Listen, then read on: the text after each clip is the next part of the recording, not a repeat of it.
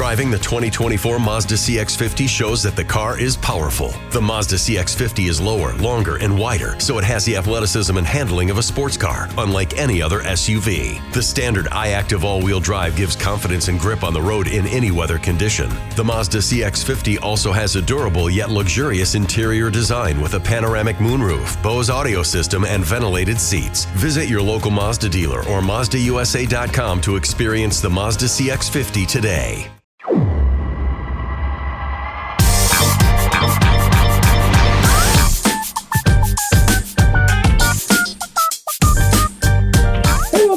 Episode of the Show Before the Show podcast, the official podcast of minor league baseball. It's a very far-flung, I don't want to say disjointed. It's a bit disjointed episode this week of the Show Before the Show in that Ben and I are together. Sam is apart from us, but Sam is also with another familiar voice on this week's episode of the Show Before the Show. Sam was with Josh Jackson this week. We're just like, everybody is running in new circles. Hi, Ben. Hi, Tyler. Good to talk to you. Yeah, it's just the two of us. I'm here in the MLB offices in New York City, and you're not at home, correct? I don't see a hat wall behind you. And I am in a place that is near and dear to you because I'm drinking a Wawa coffee in Philadelphia, Pennsylvania. There you go. In your home, in the home of Ben's Biz. Nice. I just bought a band. Pause to take a sip. Yeah, I mean, that was good product placement right there. I mean, in an audio medium, but still, you're enjoying your Wawa coffee. I just bought a record by a band called Lip Critic because I happened to hear one of their songs, and the song I heard that I was just like, whoa, this is intense. I want to listen to this. Is called In the Wawa, Convinced I Am God. And if you like really harsh and abrasive, kind of like digital hardcore with punk background, two drummers, chaos, darkness, check out Lip Critic. In the Wawa, Convinced I Am God. That is an amazing song title, and I might pull that up just to hear a song that could engender a title so cool. It's a great song, and it made me feel good because I'm in my 40s now, and I often feel like I'm listening to the same artists I've been listening to for 25 years, and these guys are like 25 years old, and I'm like, yeah, see, I'm still with the cool stuff, the youngsters. Came across a band yesterday that is like currently releasing albums that sound like everything I listened to from about the ages of 18 to 23. And I was like, this is fantastic. This is all like the exact type of pop punk that I would have listened to 20 years ago, but they're like putting these albums out now. Yeah. So I feel cool. Not everything has to be the exact same sounding pop music that exists everywhere in the world. Like there's still room for rock and for punk and for fun things. Hopefully, maybe. Oh, absolutely. There's a lot out there, and I try to stay current, but it is easy to get in familiar patterns, and I like to be loyal to the artists I like, but still, got to find new things. So I'm a Lip Critic fan now. In the Wawa, Convinced I Am God. Well, let's dive in. Benjamin Hill. He is Benjamin Hill. My name is Tyler Vaughn. This is the official podcast of minor league baseball. And we welcome you into this week's episode of the Show Before the Show. We will hear from one Sam Dykstra coming up here shortly. And not only will we get a chance to hear from Sam Dykstra, we will also get a chance to hear from Zach Penrod, Boston Red Sox prospect who got a chance to sit down. Well, I don't know if they were sitting down. Maybe they were standing. But Zach Penrod, a left-handed pitcher with the Portland Sea Dogs. And that's where Sam found himself this week, hanging out with Josh Jackson and with the Portland Sea Dogs as they took on the Hartford Yard Goats in a prospect-packed matchup at Hadlock Field in Portland. And so we will hear from the Red Sox prospect, Zach Penrod, coming up here in a little bit. And wherever you found us, thanks for hanging out with us on this week's episode of the Show Before the Show. You can, of course, get in touch, podcast at milb.com, and let us know your thoughts on your favorite team's prospects or anything else you got going on. You can also let us know your thoughts on whether or not you plan on seeing one Benjamin Hill during his gallivanting around the world of minor league baseball in 2024. And Ben's got a new story up on the site about a visit to Stockton. It had been a while since you had been to Stockton, correct? But a return trip to see the Ports.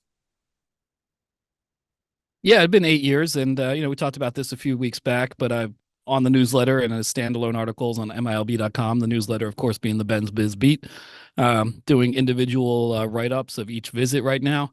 And Stockton is the latest one out, following write-ups of San Jose and Modesto, Sacramento coming soon, and a lot of standalone articles from those road trips still to come in the coming weeks. My next trip, still working out some of the specifics around it, but looks to be starting in terms ballpark-wise at the Rickwood minor league game, and then moving on to Memphis, Little Rock, Arkansas to see the Travelers, and Springdale, Arkansas to see the Northwest Arkansas Naturals. So that's coming up next month. But still have some time to get everything I can get from that last trip while trying to keep up on top of the minor league baseball world at large, per usual. It's a large world, too. Not as large as it used to be, but still pretty large. Still quite large.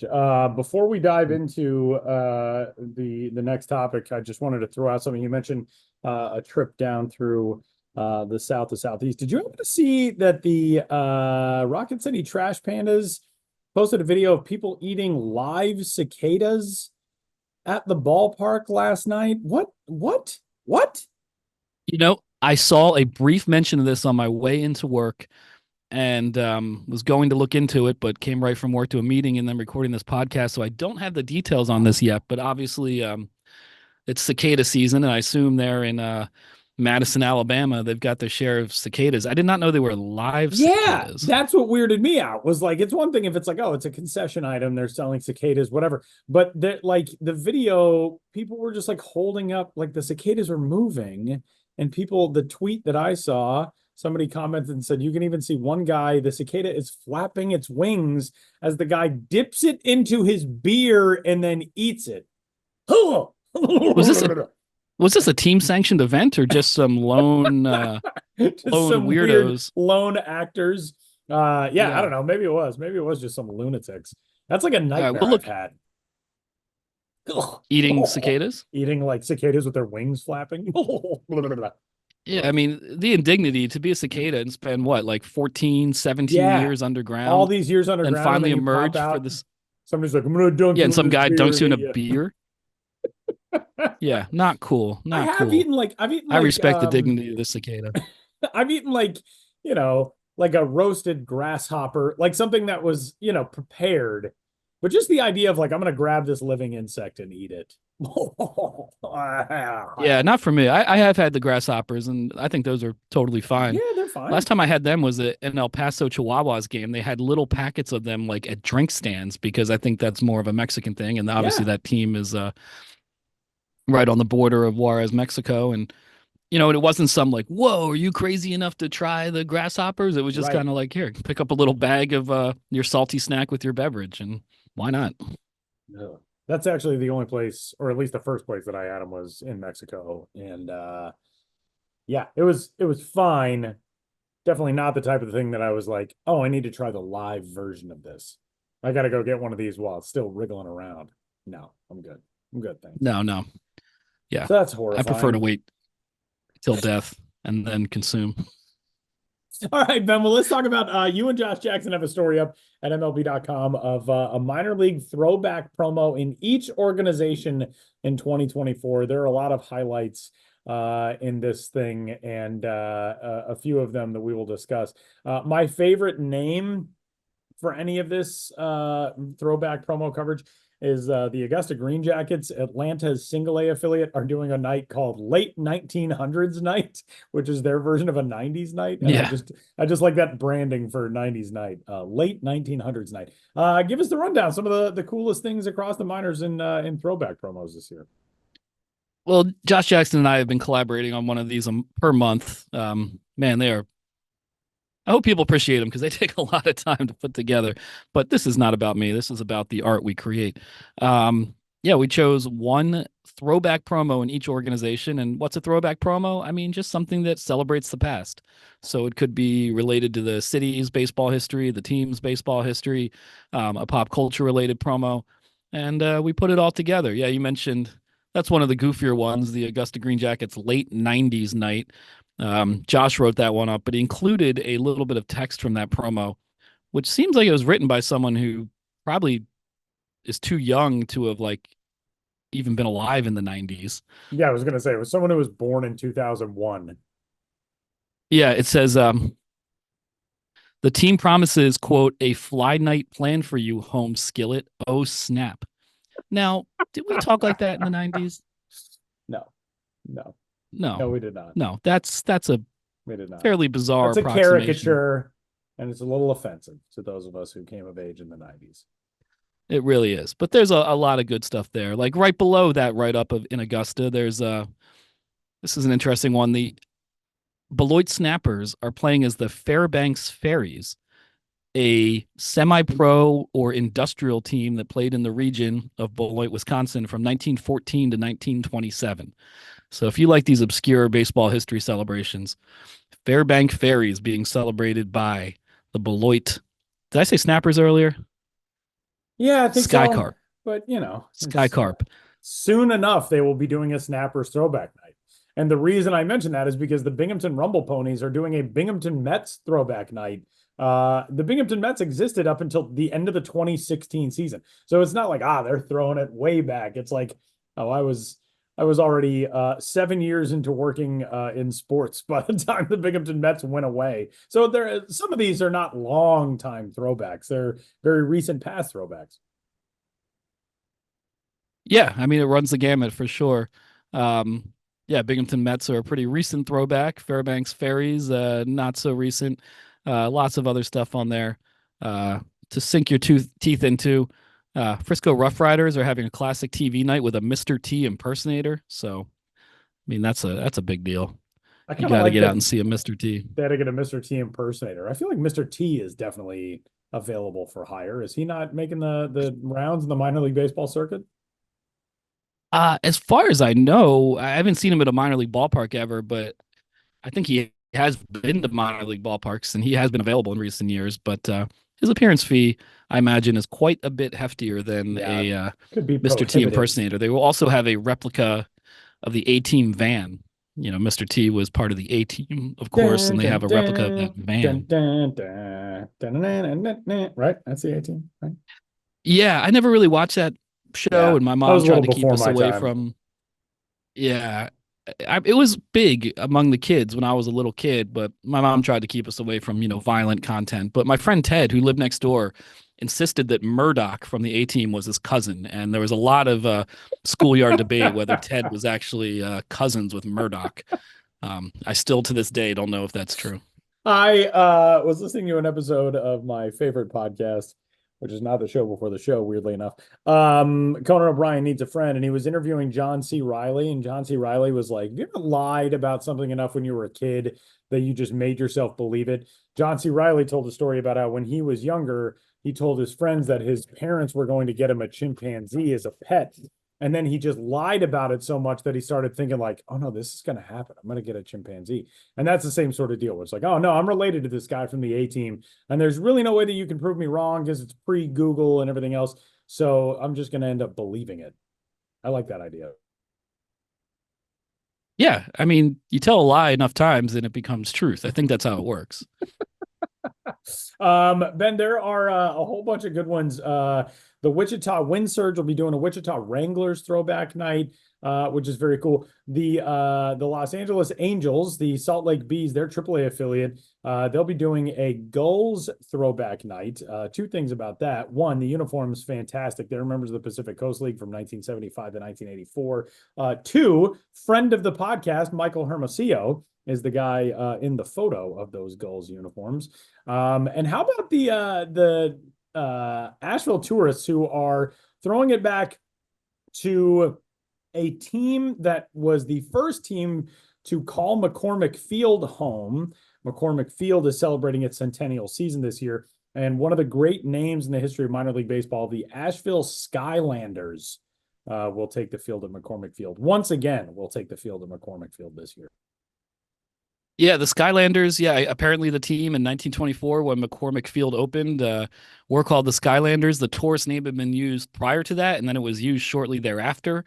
I don't think the Skylanders era lasted very long, and of course we associate Asheville with the tourists, but apparently that initial team in 1924 was the Skylanders. And an interesting thing about McCormick Field, and I should have looked this up before I just started talking about it right now, but the McCormick that it's named after was a biologist of some type. But at any rate, he did a lot of research into transmissible disease that was traced back to mosquitoes and did a lot of good work to bring down like fatality levels of these mosquito transmitted diseases. And so it's named after this guy in the medical field who locally did a lot 100+ years ago in terms of disease eradication.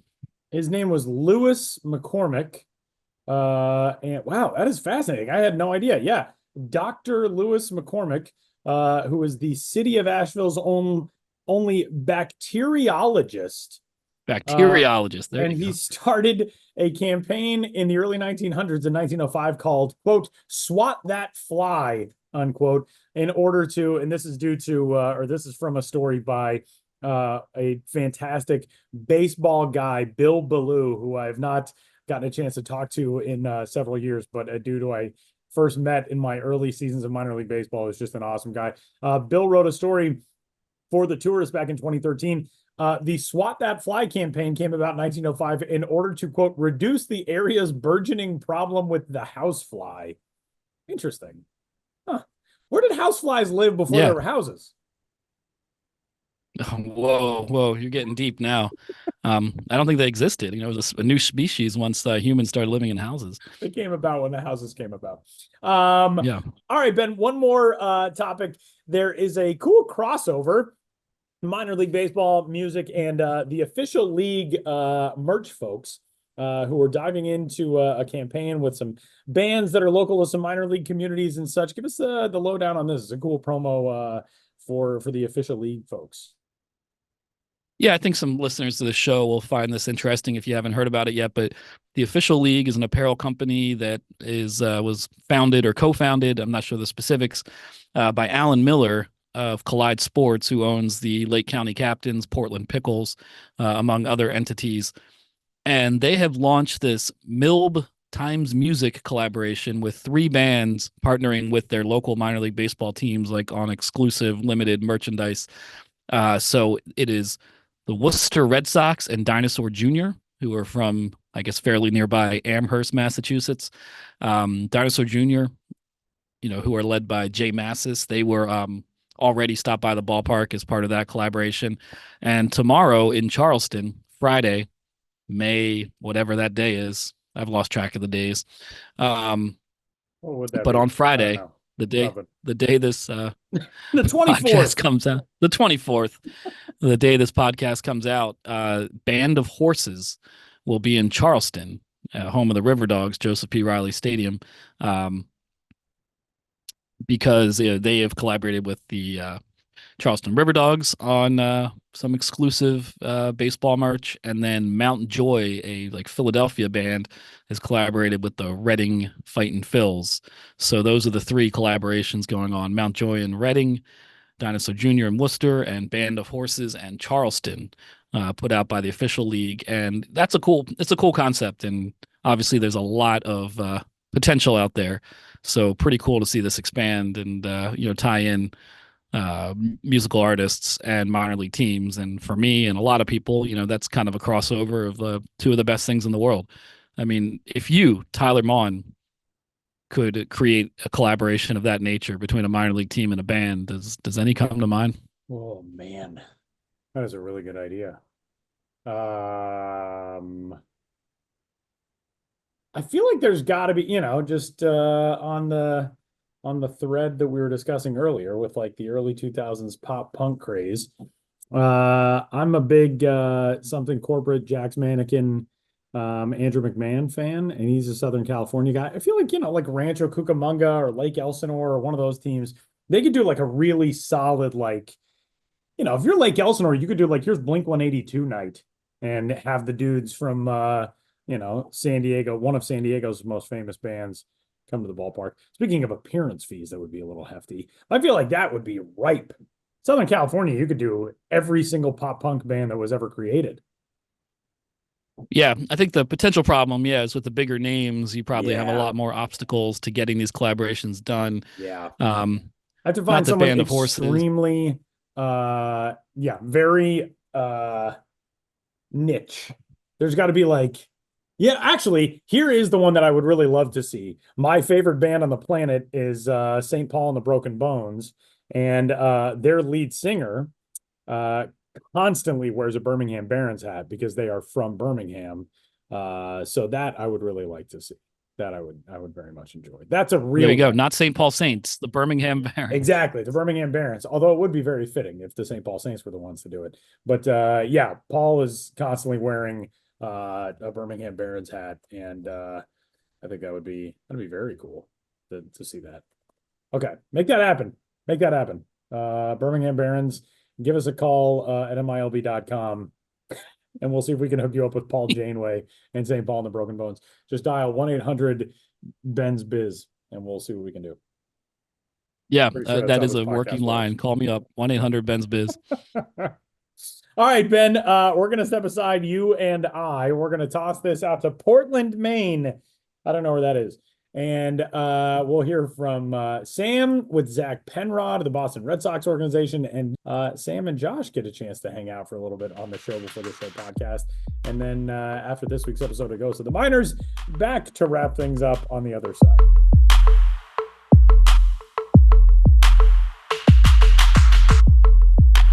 Want to teach your kids financial literacy, but not sure where to start? Greenlight can help. With Greenlight, parents can keep an eye on kids' spending and saving, while kids and teens use a card of their own to build money confidence. As a parent, you can send instant money transfers, set up chores, automate allowance, and more. It's a convenient way to run your household, customized to your family's needs, and the easy way to raise financially smart kids. Get started with Greenlight today and get your first month free at greenlight.com/Odyssey.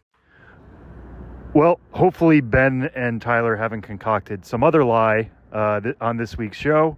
Once again, if I'm not on the show to verify whatever it is they said about me in the previous section, just know that they are lying. I'm sure it was a fantastical tale, maybe not about Mickey in Times Square, but about playing Goofy, I don't know, in Paris somewhere. Who knows?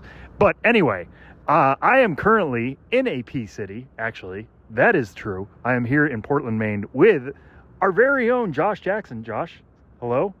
Hello, Sam. Aren't you the fella who was in the King Kong costume on top of the Empire State Building last weekend? This isn't helping, Josh. You're supposed to be in this together. We're actually sharing a segment. Right. Yeah. Well, this is fun because you are actually, we've pulled you out of Radioland in some ways, out of the ghosts, and you are here now. I got to spend the last 2 days with you as part of the MLB Pipeline Prospect Showcase game in Portland, Maine, between the Portland Sea Dogs and the Hartford Yard Goats. We'll get into the game stuff a little bit down the line, but you are a native of Maine, as we've said many times on the show. You were kind of my guide to Hadlock Field this week. What was it like to kind of go through that? Because we got to do a ballpark tour led by you of all the main spots in Hadlock Field. What did you, no, I won't say learn because you know so much about that stadium, but what was it like to kind of revisit it through that lens? Well, it's just exceptionally fun. I'll take the opportunity anytime to show anybody around Hadlock and Portland. I grew up in Portland. I was 12 years old when the Sea Dogs, don't do the math here, anybody out there in Radioland, but I was 12 years old when the Sea Dogs came to town, and it just was, for a kid who was a huge baseball fan, as many of us are in New England, to get a AA team was just a huge deal. And so the Sea Dogs, in a way, have been like, I don't know, my guiding light toward minor league baseball since then, and have helped me to fall in love with everything that's great about the minors. And I spent about 20, I don't know. I spent, again, let's not do the math. I spent a number of years away from Maine, not living in Maine. And so to have come home like these last couple years and be able to just like go to Hadlock Field is just incredible. And I worked at Hadlock Field one summer during high school. I was the Rocket Man. I wore like a batting helmet with 20-ounce Coke bottles coming off the sides of the helmet and carved into rockets. and they would play Rocket Man. I wasn't the only person filling this role, to be clear, and definitely not like the first person either. But yeah, they would play the Rocket Man, the Elton John song, and I'd walk up and down the bleachers saying, "Coke here, get your ice cold Coca-Cola from the Rocket Man." And then I was telling you, Sam, earlier, inevitably I would end up just like being between 50 cents and $70 short of what I should have at the. I thought the word you used was $45 short there, Josh. See, I'm not even consistent on that. I can't do counting. The whale tales of the Rocket Man continue. I can't do counting and numbers and all that sort of thing, but I do love that ballpark. It does feel in a lot of ways like home, in a way that few places in a person's life you get just a few places that really feel like, yeah, this is home, and it's also like fun and exciting. It's that combination of feelings. So that was great. Anything that you saw that surprised you, or that you didn't know about, or was especially cool? Yeah, I mean, the thing about my history with Hadlock Field is I went there once, and I believe the year was 2005. It was 2005 or 2006. But I went there once. Anibal Sanchez was the starting pitcher for Portland. Yusmeiro Petit was the starting pitcher for Binghamton, the Binghamton Mets at the time. Petit struck out 12 Portland batters in 8 shutout innings. Hanley Ramirez was the big Red Sox prospect of the time, got the day off, and that's something I kind of carry with me now into this job of like, there are days when top prospects get the day off, but that might be the one time a kid in the stands goes to a game there. But what I remember from that is like the Maine monster, right? I remember that having such a presence in left field. But the ballpark felt so much bigger, and then you come back here and it feels tighter. Like everything about it is just, it feels like home in that way, that everybody's next to each other. It's not big and expansive. Everybody's right up against each other. I think tonight's attendance was around 5,000, 5,500, something like that. And it felt like a big crowd because everybody was right on top of the action. And I really enjoyed that. We were also here for a Bark in the Park night, which was a lot of fun. But it was a real feeling of community about this game. And Josh, you said, before it started, it felt like a real July night tonight. I think that contributed to part of the attendance, but people wanted to be there. Hadlock Field really feels like a town square for Portland, especially in the summertime. And like, this is an area of the country where most of the year is spent in kind of cold darkness. And today felt like one of those days where everybody looked around and was just like, it's going to be warm, it's going to be sunny, let's get out to the ballpark. And then I love that feeling. But just, to go back to the Maine monster, we talked to some prospects this week about that. Roman Anthony spoke about that pretty well in an MLB Pipeline Instagram Q&A of, he's played a lot of center field, but he has to get used to playing the ball off a big wall in left field. And Greenville has a green monster of its own. Now Hadlock Field has had one since 2003 when they became a Red Sox affiliate. It's only going to help Red Sox prospects learn how to play the ball off that wall. Josh, you got to jump into the wall. I did. Play a little bit of left field yourself. It's really easy. I don't know what the big deal is. It's really easy to play left field against that wall. I did a little simulation that it's probably gone from the MILB Insta story now, but maybe it'll be up somewhere else. We have it saved. Okay. Yeah, we will post it to the regular. No problem. Yeah. No problem. I'll catch any ball that anybody sends out there. And your shoulder is definitely not sore from the impact against the padding. Not. It's only slightly dislocated. It's on the other side. It's my left shoulder, and it's on the other side of my right shoulder right now. So it'll gradually creep back overnight, I'm sure, and everything's fine there. By the time this podcast runs, we will locate your shoulder again, is what you're saying. A found shoulder. But it really was cool to see that, to see the community come together there at Hadlock Field. And then, of course, Josh, you and I shared. We didn't share. We had one of our own separately, but we had Sea Dog biscuits, which, if you've never been to a game at Hadlock Field and you have not had a Sea Dog biscuit, it is a holy experience. I gave it a 70 grade on the 20-80 scale. I feel like the farther away from it I'm going to get, it's probably going to creep up to an 80 because I just don't have one on me at all times. Like, I'm craving one now, and the game has been over for many hours. But how would you describe the Sea Dog biscuit experience? Well, it's also like the warmer it is outside, the better the Sea Dog biscuit is. It like true. They've figured out, I don't know what alchemy they've got going on, but it doesn't get melty on you, but it's not like super block hard frozen ice cream. No. It's like it's a nice pliant ice cream without being a runny ice cream, and it stays that way. And I've talked to some people with the Sea Dogs about this before, and like they haven't revealed any secrets, but they've mentioned like, yeah, there's like little kids with like tiny little hands trying to eat these things over the course of an August night, where they're eating it for like 3 innings, and they can't have it be like melted all day. So it stays like, it's just a remarkably impressive treat.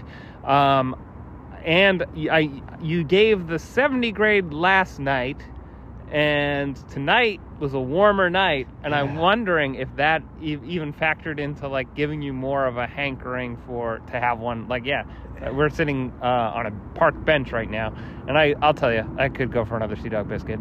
Yeah, I've got a hankering for one myself right now. Again, I think we have to do a heist maybe to get into Hadlock Field. We're not actually saying that. If you were listening to and you're one of the Portland Sea Dogs front office staff, we did not actually break in, but if you find yourself... Drop the charges. Please drop the charges. But yeah, no, I agree. I mean, that's the thing, is that like I said earlier, it might creep up to an 80, because the most recent one I had, which was on this warm May night that really felt like July, it really hit the spot. And we should say what a Sea Dog biscuit actually is. I don't think we've done that yet. It's an ice cream sandwich, but the sandwich bits are 2 chocolate chip cookies. Yeah, pretty sizable cookies, and they're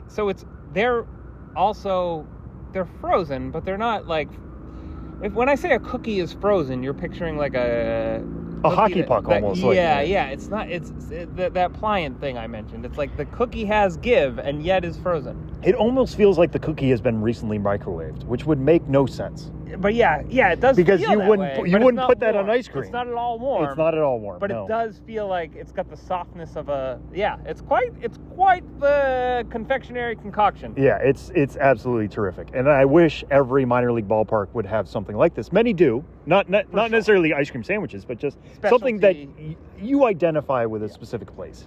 The Dodger dog, the Fenway Frank. It doesn't have to be hot dog based. It can be a dessert. It doesn't have to be entree based or main based. It can be something cool off to the side.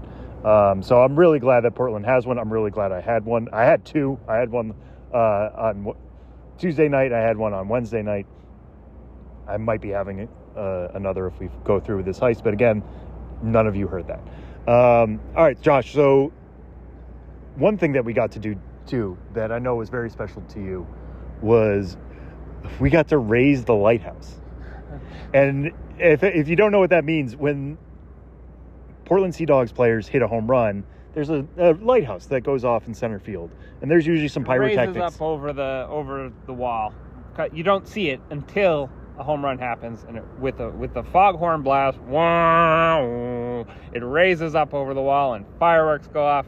And that's been going on since I was 12. Yeah, it's pure Maine. It's the perfect Maine home run celebration. And we were talking about doing the tour, and did Chris Cameron, the great Sea Dogs, he does everything there. I know might be assistant GM, but he's media coordinator. I think is part of his job. Yes. But yeah.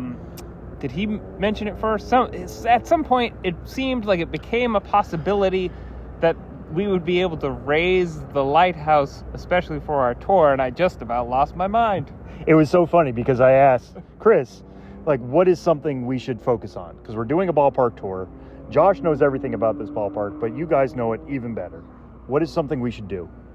And they said, okay, well, feature the Maine monster, feature the trash monsters, which is what we did, Slugger, the Sea Dog, the great mascot, and friend of the show, who was once drafted first overall in a draft by Josh Jackson. And the other thing was the lighthouse. And I'm like, well, the lighthouse only comes out for home runs. I don't know if we can really feature it. But Josh jumped on and was like, could we get them to do it for us? So after the game tonight, after a great Portland Sea Dogs comeback, they coordinated that with us and were able to raise the Portland lighthouse just for you, Josh. All like the Milb Instagram followers, but I want to say it was just for you. It was it's a special moment in my career. I'll put that on my LinkedIn. profile. Once had the Hadlock Field lighthouse raised on request. And that lighthouse does go up for home runs. We saw a couple home runs. You mentioned Amador's home run tonight. Marcelo Meyer hit a home run last night. These are two teams that are pretty loaded with prospects. Yeah, 100%. I mean, the reason why we picked this series, right, was because there are 6 active top 100 prospects between Hartford and Portland. There were 7 coming into this week. Zach Penrod's currently on the IL with a back issue. But still, 3 for each team. We got to see Marcelo Meyer homer on Tuesday night. I got to talk to him a little bit about it, just in terms of his overall performance so far this season. He was dealing with a shoulder injury for much of last season, finally got surgery late in the year. Wasn't swinging at all until January. Was starting to build up through the spring. Now he's hitting a lot of doubles. He's showing pull side power. He almost hit 1 home run tonight, Josh, that was just foul. I told him that it was 391 according to TrackMan, and he was like, yeah, it went further than 391. He knew he just missed it, which is too bad. But we're getting a healthy Marcelo Meyer in 2024, and that's big news for the Red Sox. Kyle Teal was productive tonight. He drove in 4 runs. Nice double. Yeah, he showed some good power to the gaps. Roman Anthony, I think, is still trying to put the pieces together, but just turned 20 earlier this month, is already at AA, climbed 3 levels last year. He typically makes really good swing decisions. The power is certainly there for him. He's playing a lot of center field, so that's exciting.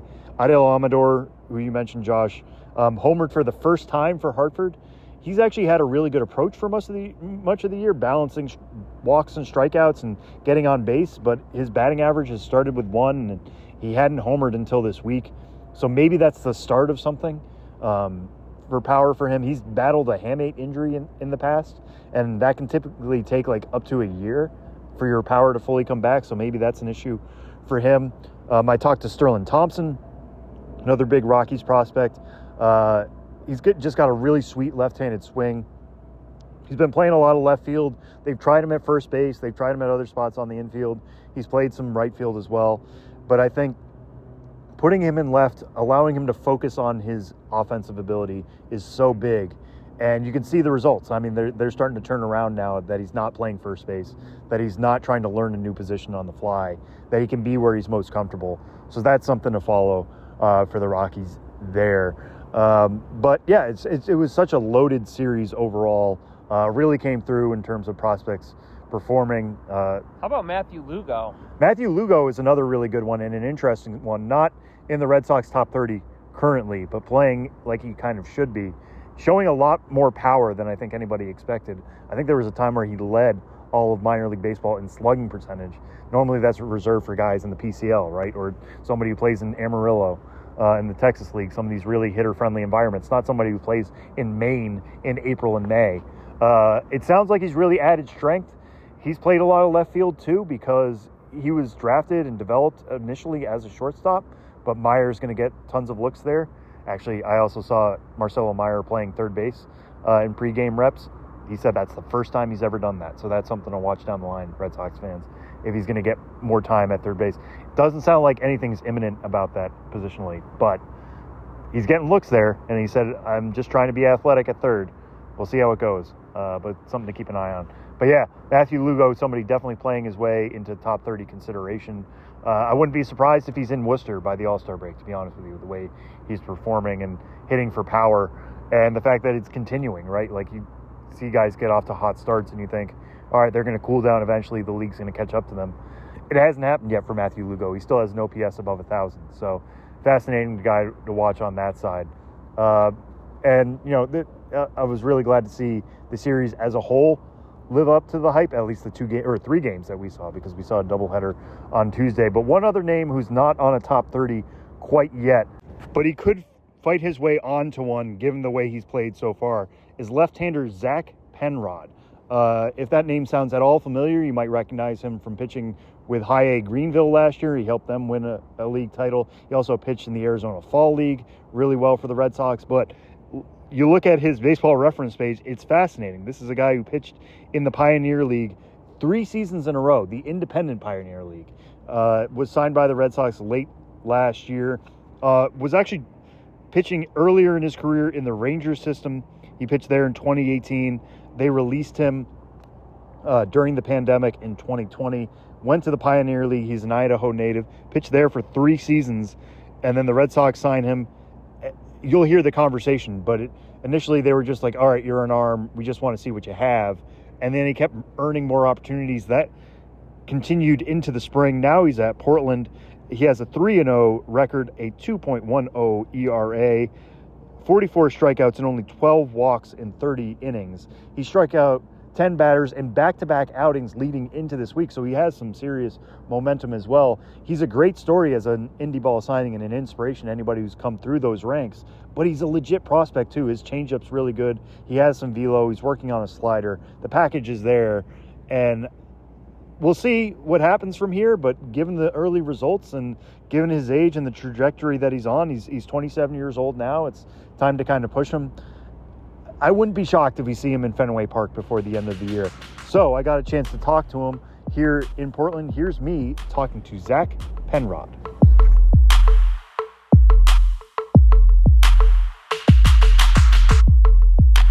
We really need new phones. T-Mobile will cover the cost of 4 amazing new iPhone 15s, and each line is only $25 a month. New iPhone 15s? It's better over here. Only at T-Mobile, get 4 iPhone 15s on us and 4 lines for $25 per line per month with eligible trade-in when you switch. Minimum of 4 lines for $25 per line per month with autopay discount using debit or bank account. $5 more per line without autopay, plus taxes and fees. Phone fee at 24 monthly bill credits for well-qualified customers. Contact us before canceling account to continue bill credits or credit stop and balance on required finance agreement due. $35 per line connection charge applies. See T-Mobile.com. First off, I wanted to start with, you're on back-to-back 10 strikeout outings. What's been the most effective thing for you recently? Effective, just living in the zone, honestly. Like getting ahead of hitters and just playing my off speeds off my fastball really well lately. Just seems to be working. Yeah, and this is your first time at the Double-A level. What have you learned about the game here, and what has the experience been two stops away from the show? Just minimizing mistakes. I think majority of my runs have come off of home runs. So like mistakes that you can make get amplified like tenfold. You can't get away with as many. And so just being a little bit more like around the zone, put the pressure on the hitters, and then just don't mess up when you have the chance to put them away. Yeah, what do you feel like was your welcome to Double-A moment then in terms of learning that lesson? I mean, I think just like I think my first 2 starts, I didn't allow a run, and then I was like, I know I'm not going to do this all the time, but like I'd like to keep this up. And then when I got to Hartford, it was like in front of like some 5,000 fans. I gave up a 3-run jack in the 3rd inning, and I was like, okay, that's like, this is real. Like they're still gonna put runs up on me and stuff. It's not gonna happen forever. So, but I think that was my welcome to Double-A moment. Right. The crowd got real loud, couldn't really think anymore. So, especially in a ballpark like that where it is so small and everybody feels like on top of you. Yeah, I definitely felt it. Yeah. And we were talking a little bit about how short of an off season it was for you getting to Fort Myers in January. What has that experience been like to go through spring training with the club? It was good, honestly. Like my normal off season doesn't end until I think last week is when indie ball spring training started. Yeah. So it gave me an opportunity to like work on things that I normally wouldn't work on. I would normally just be throwing bullpens and trying to like just find like comfortability with pitches and stuff before the season starts.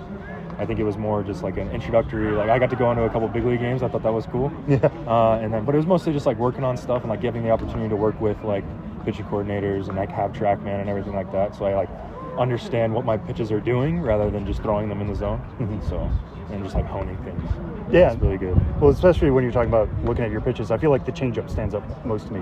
Haven't seen it. What do you feel like it does best when you are studying it that way?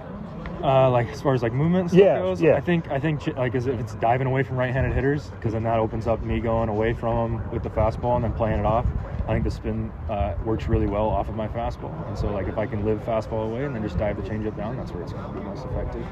And then most of my spring training, I sat working on the slider to try to get that one going in too, to open up the inside part of the plate and work on getting lefties out. I think that it's come a long way. Mm-hmm. So I think overall, changeup's always there for me. It's been my put away pitch, and it's working. And as long as that's working, then we can just keep working on the slider. Yeah. What are you doing to work on the slider? What do you want it to do more of?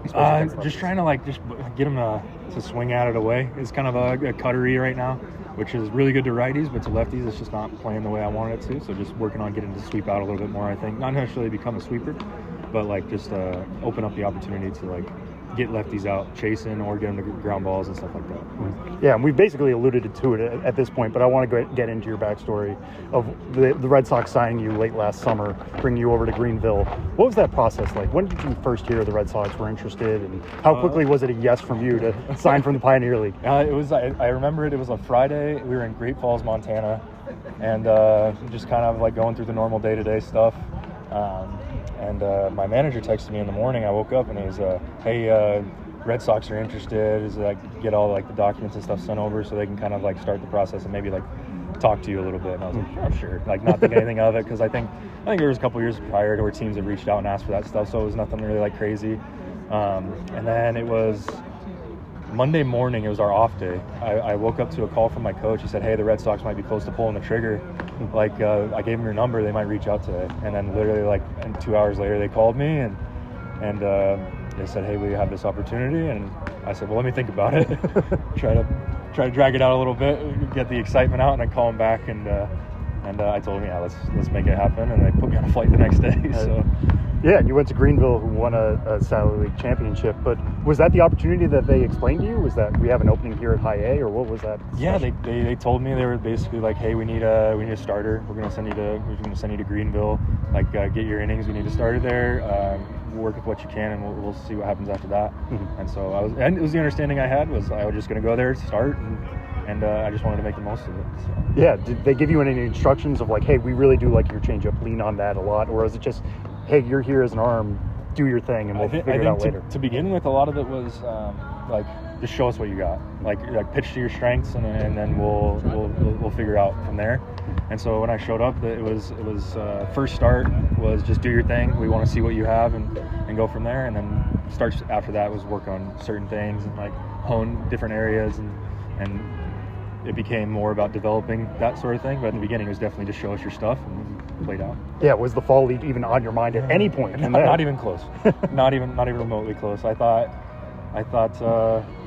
no way that was ever going to happen for me. Just like I knew I had friends that when I was with the Texas Rangers that got to go play and stuff, and I was like, oh, that's a cool experience, but like not something I'd ever really even thought about crossed my mind. So when they told me, I was absolutely elated. I didn't even know what to say. I was like, yeah. Of course, I had to preface. I was like, well, I remember talking to Iggy. He called me in the office, and he told me, what do you think of the fall league? I go, well, what month is that again? And he goes, it's October to November. And I go, well, before I get too excited, I am getting married in the middle of October. And he's like, oh yeah, we'll work through it. Okay, perfect. So and then that was when I let myself get excited about it. So yeah, what was the conversation like with your wife then? It definitely. I think I said it last year. It was a bit of a long pause when I told her. I had to preface it. I said, remember, this is a really good opportunity.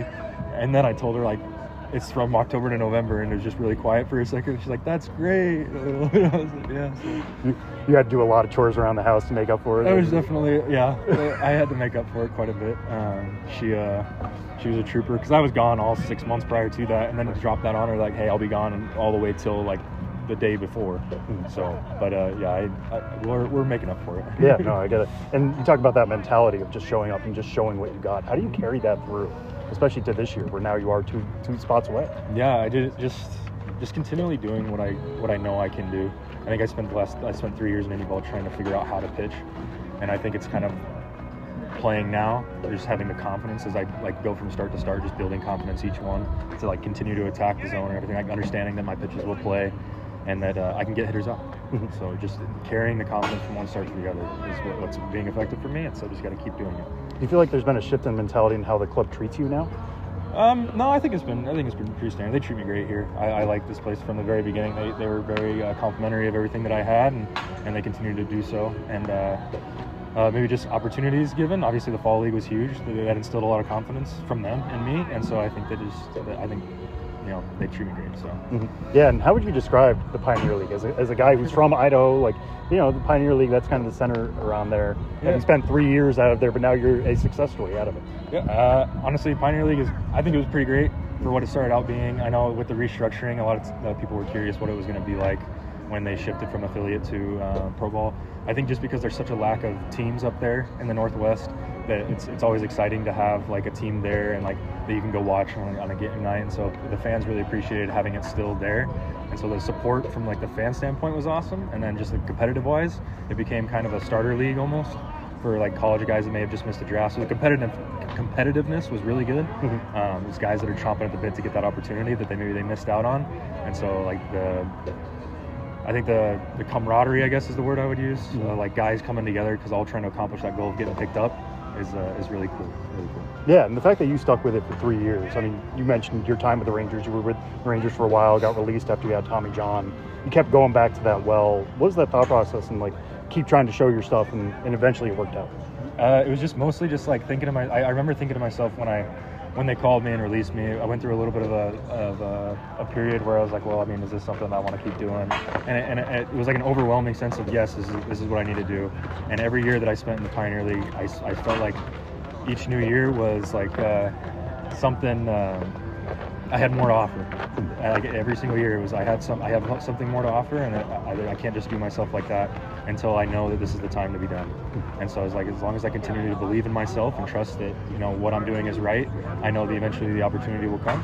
And just having the support with my family, just to be able to like continue to do that was awesome.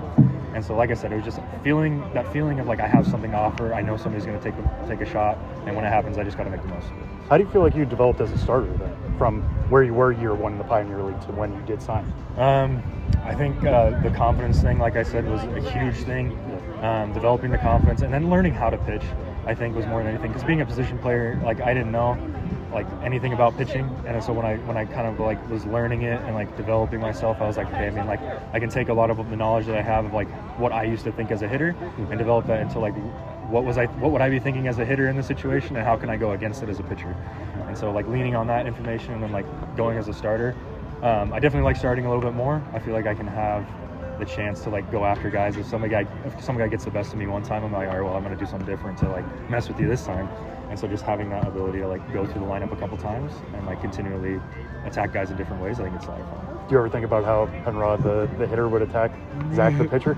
Sometimes, especially when I'm trying to get a lefty out. Yeah. So that's something I've definitely thought about a lot. But I don't think it'd be too hard. That's why I'm pitching now, right? Do you ever ask to take BP even like here? All the time. Yeah. They'll never say. Now you're very important to this organization. Like, I'm not touching about it. I've gotten a piece with that. Fair enough.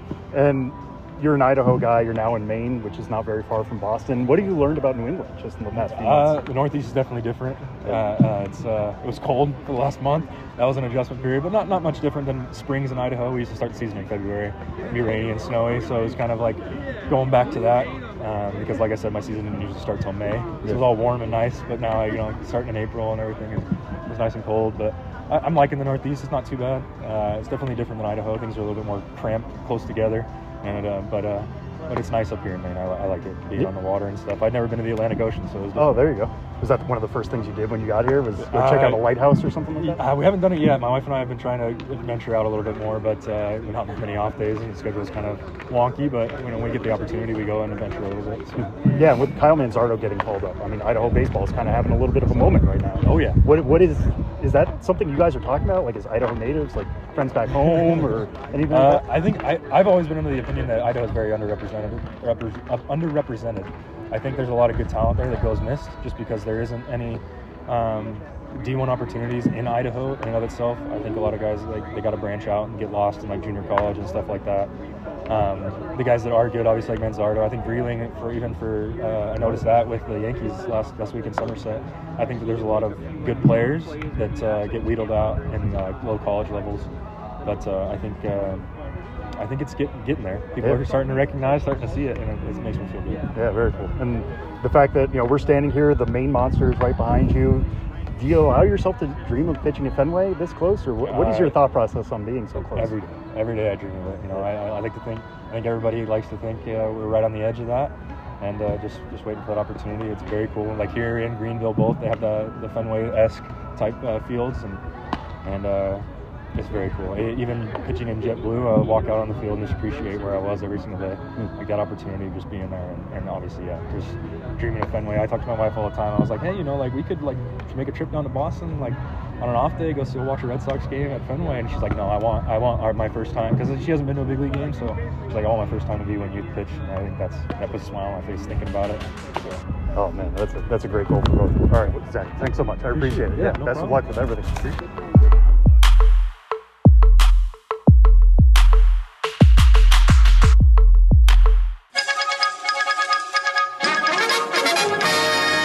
interrupt this podcast to bring you another thrilling edition of Ghosts of the Miners. Now, here's your correspondent and host, Joshua Jackson.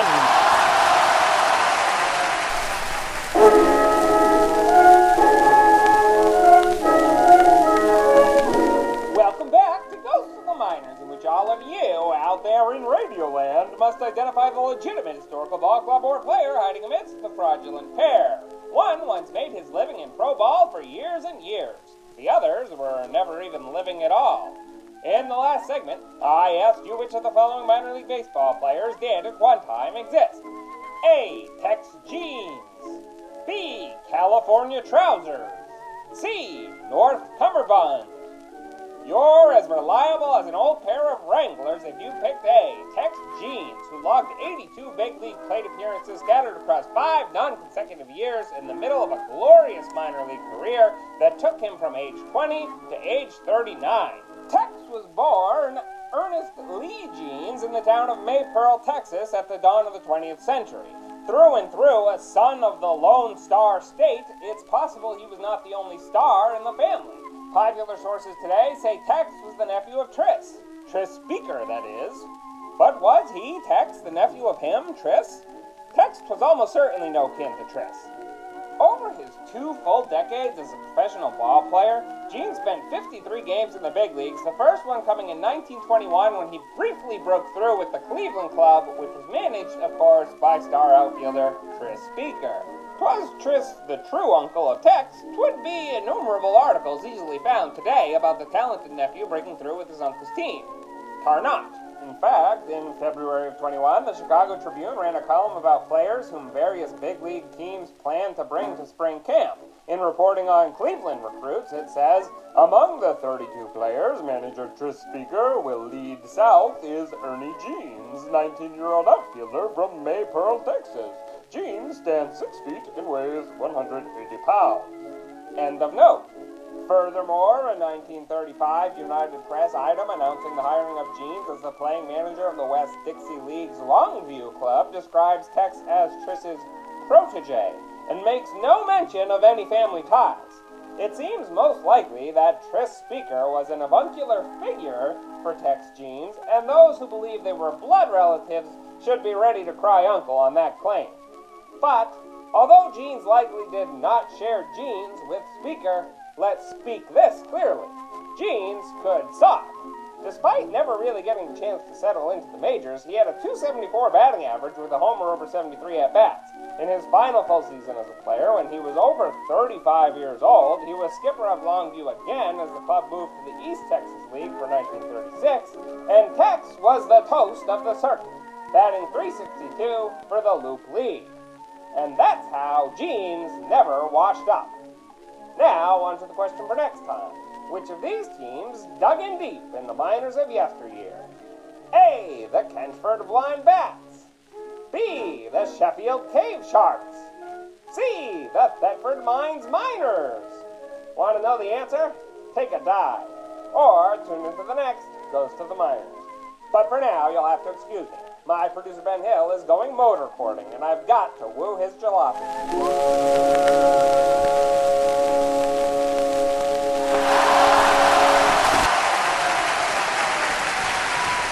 Final segment of this week's episode of the show before the show. Huge thanks to Sam for doing so much heavy lifting this week on his trek to Portland. And hey, he got a chance to hang out with Josh. If Sam met Josh's new puppy and kitten, Addie and Olive, I'm going to be very jealous. I'm not sure if he did. I feel like we would have gotten pictures if he was hanging out with Addie and Olive. So maybe that didn't happen, which would be good because otherwise my jealousy would be very difficult to contain. But big thanks to those guys. And that means that it is time for a tete-a-tete in America's new favorite game show, Name That Dude, in which Ben and I will go head-to-head. We've each picked a dude for the other dude to try to name. And we have to first point out that this week's dude will not be Benny Agbayani, because the other day we were all texting about him, and Sam said that his first guess for this week's episode of Name That Dude was Benny Agbayani, and neither of us picked that, so you're wrong, Sam. and you're going to finish in last place. Ben, would you like me to go first? Would you like to go first? Either way, what's your I'll feel go. today? I'll go first. Sure. Okay. This guy is from Massachusetts. Speaking of Sam Dykstra, just like Sam, he's from Massachusetts. So this is a tribute to Sam. And I would say that we've stayed away from the Sam slander pretty well in this episode. Usually when he's gone, we just can't help ourselves, and there's a lot of dirt to dig up. I won't tell a long involved story like I did last time we didn't have Sam. About his Times Square Mickey Mouse days, which really blew up among his friends and family. They didn't know about that portion of his life. But a brief anecdote about Sam is, in 2021 when we had some some configuration shifts in the workplace and some new coworkers. We had a little like icebreaker session with the new coworkers, and, just telling interesting facts about yourself. And Sam said he has the third largest collection of Michael Dukakis memorabilia in the world. Michael Dukakis ran for president in 1988 and lost I could definitely believe that about Sam. George H.W. Bush. And, Sam to the infamous tank photo. Yeah, exactly. So he grew up in Palmer, Massachusetts, and it was a crushing loss for people in Massachusetts. And he was, I think, born before Michael Dukakis's run, but there were still, Michael Dukakis yard signs all over his hometown because the place was so crushed, and they just didn't want to believe that he lost. So I think his way of dealing with that local trauma was to just dive into Dukakis world, and so he had the third largest collection, and the largest collection actually was also some guy in Palmer, Massachusetts. So He didn't even have the largest collection in Palmer. Want to teach your kids financial literacy, but not sure where to start? Greenlight can help. With Greenlight, parents can keep an eye on kids' spending and saving, while kids and teens use a card of their own to build money confidence. As a parent, you can send instant money transfers, set up chores, automate allowance, and more. It's a convenient way to run your household, customized to your family's needs, and the easy way to raise financially smart kids. Get started with Greenlight today and get your first month free at greenlight.com/Odyssey. That was a guy named Mikey D, not Michael Dukakis himself, but just a guy named Mikey D in Palmer. And he ran a website for a time called dukakisworld.net, where he would talk about all things Dukakis with, other Dukakis heads. With fellow Dukakisites. Yeah, there were Dukakisites, there's like a caucus, so it was Dukakisites. And I think he sold off most of his collection, tried to move on from this era of his life, but that's an interesting thing to me, just the extent to which he went deep into the Michael Dukakis rabbit hole. But anyway, Sam is a man who contains multitudes. He really is. So I thought that was an interesting Sam fact. And this player here is from Turner Falls, Massachusetts. I'm not sure exactly where Turner Falls is. He was drafted by the Detroit Tigers, and at the age of 18 made his debut in the Appy League in Bristol. Bristol, which straddles the state line between Virginia and Tennessee. In 1988, moved on to Lakeland, now the Flying Tigers. Just back then, they were the Tigers in the Florida State League. Then London, Connecticut, London, Ontario. In the Eastern League in 1990, the London Tigers. Toledo Mud Hens in 1991, as well as also the London Tigers. Toledo 92, and then he made his major league debut in 1992 with the Detroit Tigers, but only played 9 games with Detroit, so he didn't really make an impact there. Then he went to the Mets and made a little bit of a name for himself, became a little bit more of a well-known name. The Mets in 94, 95, 96, then the Phillies in 97, 98, 99, and 2000. Before a little bit of time in Boston later in the 2000 season, and closing out his career in 2001 with the Atlanta Braves.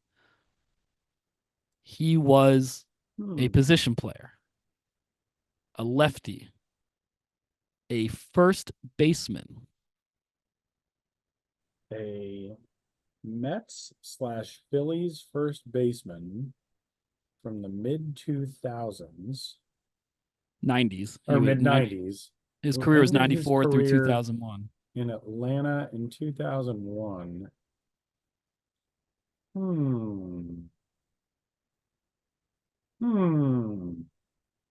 The only Mets first baseman I can think of would not fit this bill. Because it's not John Olerud. It's not Mo Vaughn. No, he only had one season with the Mets where he was the primary starter. That was 1995. Okay. When he played 134 games, hit 22 home runs. Which I should know because the opening game, the first official big league game at Coors Field was against the Mets. Dante Bichette hit a walk-off home run, bottom of the 12th, 14th. So I should know that. I was at that game. Who would the Mets first baseman have been? And he did. Phillies fans. He had his best years with the Phillies, and I was going to a lot of Phillies games at this time in a nearly empty Veterans Stadium.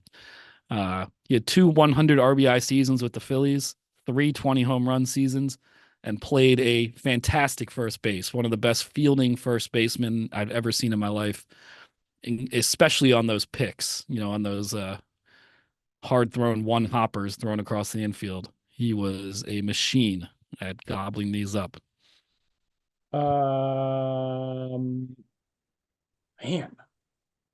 I have no idea. First baseman, Turner Falls, Massachusetts. Initials RB. Rico Bronya. There you go. Rico Bronya was from Turner Falls, Massachusetts? Yeah, it sounds like a really idyllic place. I never have known that. Interesting. Wow. Now I got to look up Rico Bronya. Interesting. I would never have known that. Yeah, and he was drafted out of high school in Watertown, Connecticut. I would have had no clue. His name is Rico Joseph Bronya. One of the rare guys who exceeded his rookie limits during the 1994 strike season. Interesting. Wow. If you had not given me initials, I was like trying to think of random mid-2000s National League players. I would never have. He led the National League in sacrifice flies in 1998. There you go. Yeah. I was a big fan of those reference. Yeah, those late 90s Phillies teams. They never really got it together, but man, I enjoyed those teams. Rico Bronya, Doug Glanville, Desi Relaford. Look at these 1999 Paul Bird. Phillies. Marlon Anderson. Scott Anderson. Rowland. Bobby Abreu, of course. Yeah. Man, they had some fun dudes on those teams. They did. They had a lot of great comeback wins. I saw a lot of really classic games in that era. Ron Gant still getting it done. Yep. Kevin Jordan. Remember Kevin Jordan? Oh, yeah. I was a big Kevin Jordan. A few years earlier, the Phillies had like 5 guys named Kevin on their roster in one year. They had like Kevin Stocker, Kevin Jordan, Kevin Sefcik, Kevin Flora. There was a lot of Kevins. That is amazing. Rico Bronya. Now we know Rico Bronya hails from what was it? Turner Falls? Turner's Falls, yeah. Turner's Falls, Massachusetts. All right. Well, I had no clue. And had I not gotten the RB, I would never have gotten that one. But I'm going to pivot to my dude for this week. And we will kick things off by telling you, Ben Hill, that he was drafted by the Pittsburgh Pirates in the 25th round of the 2000 MLB draft from Whitehall High School in Whitehall, Michigan. Did not know he was a Michigander. He made his big league debut 5 years later, but he kicked off his professional playing days in 2001. So he didn't debut in his draft year. He debuted the next year in the Sally League with the Hickory Crawdads, who were then a Pirates affiliate. And then he made the climb to the Carolina League with the Lynchburg Hillcats in 2002 and 2003. He was with the AA Altoona Curve in 2004. Made it to AAA Indianapolis for 109 games in 2005. And he also played 41 games for the Pirates in 2005. And then really from that year on, he was a big league regular. He only returned to the minor leagues for a couple of rehab appearances in the Atlanta organization in 2009, 2010, and 2011. He did play a brief stint in AAA in the Orioles system in 2012, but primarily played 6 big league seasons with the Pirates, 3 with the Braves, 2 with the Orioles, 1 with the Nationals. and a guy who was he was an outfielder. He was an all-star at one time and won a Gold Glove in 2008. He led the National League with 46 doubles that year. And he was a fun, you'll appreciate the way that I thought of him, which is that I always sing his name in place of the words of a famous jingle from The Simpsons, which you'll get once you know who it is. That doesn't open it up. It's not Jason Bay, is it? No, that's a very good guess, but it is not Jason Bay. He's a Canadian, Jason Bay. Yeah. But he was part of those like very random early 2000s Pirates teams. Pirates team. I'm thinking not Jack Wilson. No, but you're getting close. In that same exact era, Jack Wilson honestly was like the guy who I initially thought of doing, and I was like, I got to do this other dude. Those are the two names that popped into my head. You know, I lived in Pittsburgh through 2002, so I was pretty familiar with the Pirates. You were just before he broke into the big leagues. Initials N.M. It's a tricky one. Man, Jack Wilson was a great guess, though.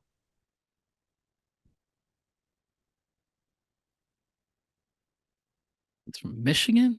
He's from Michigan, which, again, I would never have known. N.M. Nick? Ned? Ned would be good. Ned. The M is not like it's Mick. It's not like Martin or Moss or something. N and then Mick starts the last name. Mick. I mean, obviously not McCutcheon. Who's a pirate with a Mick? Mick. Henry McCormick. Mick. Huh. I feel like I should get it after getting a Mick. All right, you ready? Yeah. Nate McLouth. Oh, man. Yeah. Now that you hear the name, do you know the Simpsons jingle that I sing Nate McLouth to? Nate McLouth. Mr. Plow? Yes, Mr. Plow. Every time that episode is on, I sing Nate McLouth. Yes, that's my name. That name again is Nate McLouth. It's Nate McLouth. That's my name. That name again is Nate McLouth. Okay. Got it. Man, that one escaped. That one escaped me. Wow, good one. I feel like there are only like 3 people in the world who would get that joke in the way that I intended every time I see that episode, and I'm very glad that I could do this podcast with one of them. Really, with 2 of them, but Josh is not on right now. Yeah, Josh would get that for sure. Well, that was a very good episode this week of Name That Dude. I feel like we should call Sam and see if he can get either of those guys with that before listening to the episode. I don't think we can't give him he can't get the head start of listening to the episode. I don't think he would get either of those guys. No, I don't think so either. Rico Bronya I would not have gotten unless you gave me the initials. And Nate McLouth obviously proved a difficult one. But man, Jack Wilson had I gone with my original thought, you would have had it because Jack Wilson was originally the guy I was going to go with. So. Yeah, I like Jack Wilson. I liked his name he was too. Fun. The way, like the way perfect name for a Pirates player. Jack Wilson. Yeah, that's what I always felt. And the way you'd hear it in the broadcast was almost like his last name was Quilson. It was like Jack Wilson. Jack Wilson was like a good player too. Jack Wilson, 2004 Big League All-Star. He hit .308 with a .794 OPS, 12 triples. Like he was like a fun player. I enjoyed Jack Wilson. He was good. He also finished absolutely. his career in Atlanta. I did not realize that. Yeah, throwback name for sure. He sounds like the guy who was trying to break into the big leagues in that crowded post-World War II environment. You know, he got back from serving in World War II, and Jack Wilson was trying to get a foothold in Major League Baseball in 1946, played in the PCL instead through 1951, and then had a cup of coffee with the Browns. He ended his career with like Class D Topeka, like 1957, like the Topeka rail spike drivers or something. All right, Ben. Well, another successful edition of Name That Dude.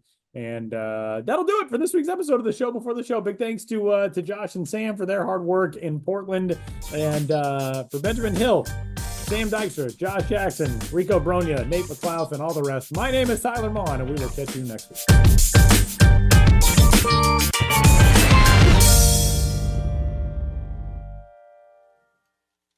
We really need new phones. T-Mobile will cover the cost of 4 amazing new iPhone 15s, and each line is only $25 a month. New iPhone 15s? It's better over here. Only at T-Mobile, get 4 iPhone 15s on us and 4 lines for $25 per line per month with eligible trade-in when you switch.